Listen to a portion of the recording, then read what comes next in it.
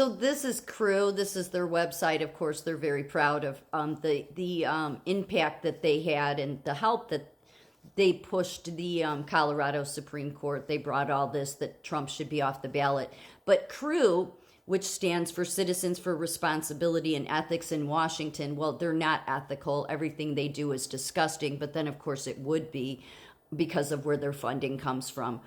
So they're not going to have good people, which is why they've been targeting this man since 3 days after he was inaugurated. Yeah. And the person that is the CEO of this, his name is Noah Bookbinder. That's his name, Noah Bookbinder. He's the CEO of Crew.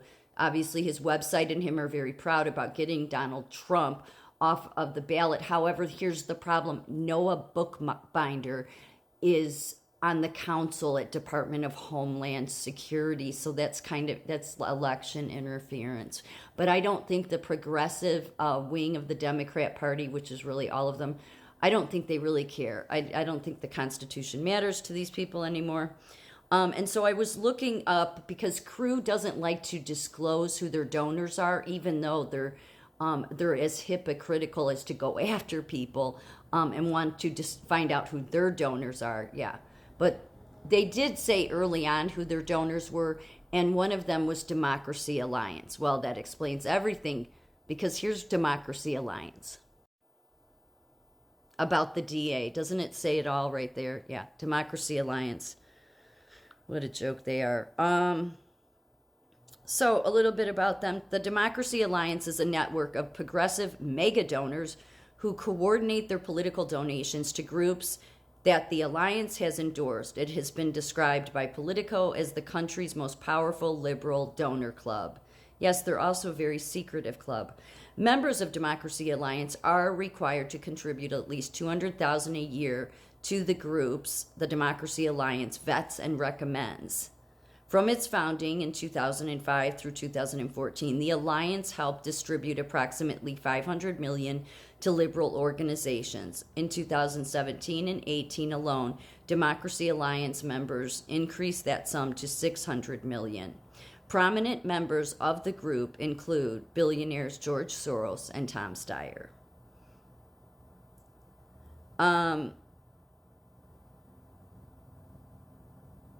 In April 2005, Rob Stein was appointed interim CEO pending the group's selection of a permanent leader. George Soros, Peter B. Lewis, and Tim Gill were all involved in the organization's founding. Of course, anybody with a brain knows, I've known for 2 decades, anybody tied with George Soros is tied to criminality. It's just the way it is. You shouldn't want to hang with the likes of the Soros clan. Also, who's heavily involved in this is your biggest labor unions, like Service Employees International Union. Yep. So, and then they go on to expect their members, like the labor unions and all their other big donors, to invest in all these organizations they tell them to. So here's some of those organizations. As you can see at the top there, Media Matters. Yeah, that's a total trash media site, of course. And I think that David Brock, who I mentioned in my last video, I mean, he's a deadbeat, totally. He's had it out for Trump even before he got in, just with the hit jobs. So I think I don't know if he heads up Media Matters, but he's tied to it. But they're all tied to the same thing. So this is what Democracy Alliance has funded. And I'm sure they just have changed names because everything always goes back to George Soros. Here's some more of what they fund. Yep. So this is how they infect society with their communist and sick ideas. And the Democrat Party got on board with it a long time ago. Not really sure why. Maybe because the Democrats have always been, the party of slavery. They have. It's in their roots. So, of course, maybe this, that's what progressivism is all about. But they're also a secret club. Yes, the left's secret club. In fact, I just want to mention, it says here it has been recommended by Democracy Alliance that their donors financially support the Black Lives Matter movement. So all those big donors like your industry and the healthcare system, the education, your unions that all pushed the narrative of the systemic racism, Black Lives Matter, it's because they were all donating to a criminal like George Soros funded things. It's not a good look. Their strategy is centered on electing more Democrats to state level offices to build its political influence by 2020. The Democracy Alliance planned to raise more than $150 million over 5 years to assist them. More than 30 groups, including organizations focused on battles to increase the minimum wage, oppose voter ID laws, address global warming, and reduce the influence of money in elections. What a joke. Okay,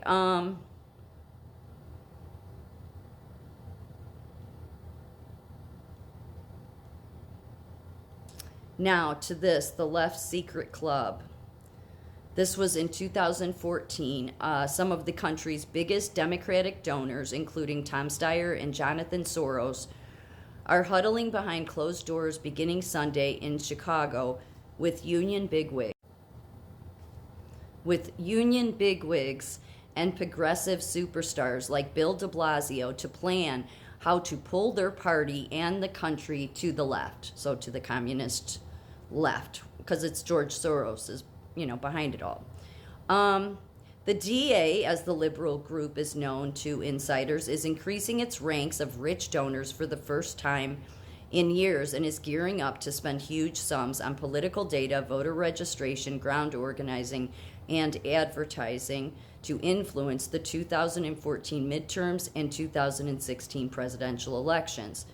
Potentially more significant, the group's donors also could play an important role in determining whether the post-Barack Obama Democratic Party embraces the rising tide of progressive populism, which is communism, or hews to a more cautious centrist course.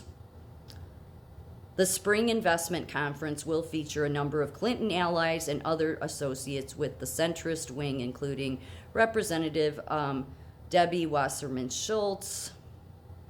According to a conference agenda obtained by Politico, panels will focus on elevating progressive issues like income inequality, climate change, drug reform, gun control, abortion rights, and the death penalty. Again, this was 2014. It's not all serious business, though. Social events include a wine party featuring selections from wineries owned by DA donors. Yeah, because they're all artsy and rich.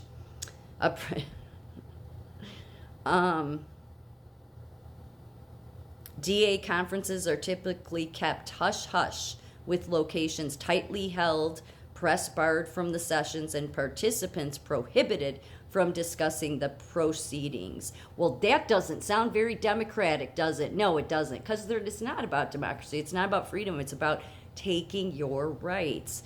That's what the most wealthiest want to do. That's why they always have secret clubs and they meet in secret places and the press isn't allowed, and that's why. And this horrible man, just horrible, his hate at Trump, it's like, go get help or something. David Brock. So I think he's tied to Media Matters. I mentioned him in my last video.